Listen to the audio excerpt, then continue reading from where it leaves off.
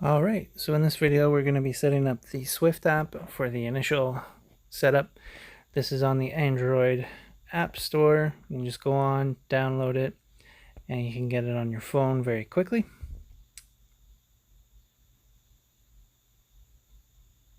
So now we open it up.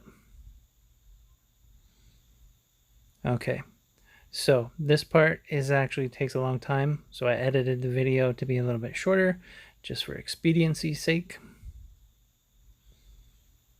And there we go. Now we are into the initial screen.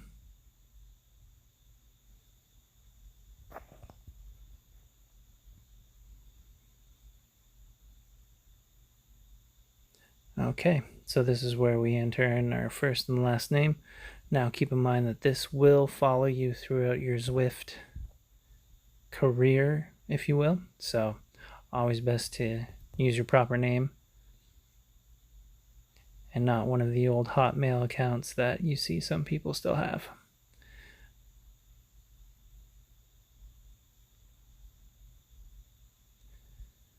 Okay, and then use an email too that you check often. So I used my primary Gmail account for this one.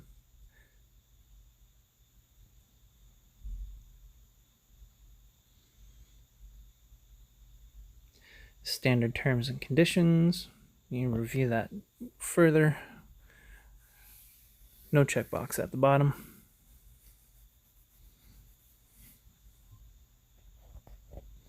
And there we go. So if you are a runner or a cyclist, or if you do both or a triathlete, just choose whichever one. I am definitely not a runner, so I just chose cyclist. Now for me, both of them, all of these really apply. I do want to get in shape, I want to ride with friends, I do want to train, and I do want to race, but I just chose for training. It won't affect anything, but it just gives Zwift an idea of what to do. Now this is where you will pair your sensors on your, either on your smart trainer, whether you have a cadence sensor or a speed sensor, whether you have a power meter, and also if you have a heart monitor. So at this time I only have the speed sensor and cadence sensor. The heart rate monitor is on its way. My trainer is a dumb trainer, but it does do the job.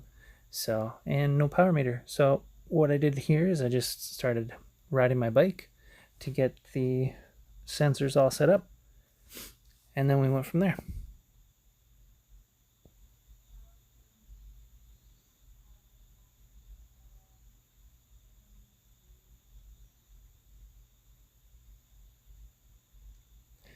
And there we go. So once your sensor, you got to click on the actual sensor you're trying to pair.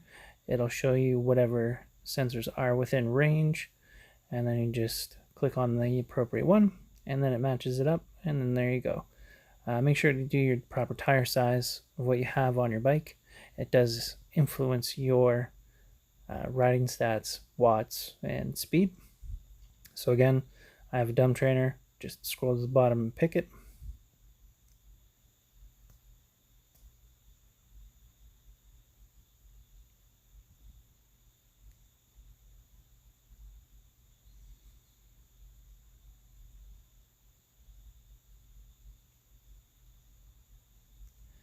All right, and then this is just the initial setup.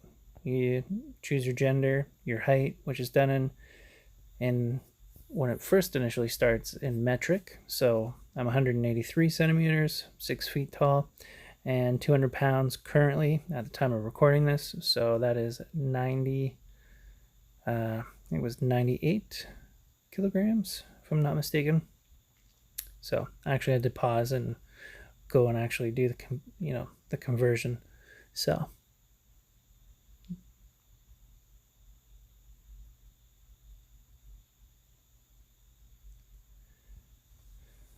all right, and there you go. And then you just want to kind of customize your avatar to whatever you feel like. Most people, or at least myself included, try to make the avatar look like themselves. So shaved head, do have some facial hair, just kind of stubble, and as you can see, you got different options. So it's part of the reason why I want to do this video, is because on Zwift, you got a lot of people who've already started these, but they focus on the initial setup. So it's kind of like, what do you have, what do you need, etc., etc. It doesn't really go into the actual app once you get in here. So you can start off with 3 different bike choices. You've got a carbon, you've got the mountain bike, and then you've got the time trial bike.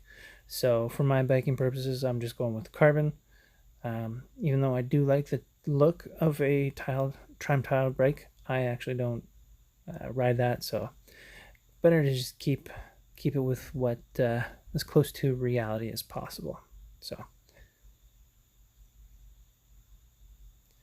and there you go. So in this initial setup, I didn't actually start riding. Once you start riding, it'll you know, show you going along. And then also too, what I'm going to do is I'll do a video on the companion app too. I find that doing the both of them, is having Zwift on the laptop and the companion app with my phone on a tripod next to me, is really beneficial. You can get a lot more immersive that way.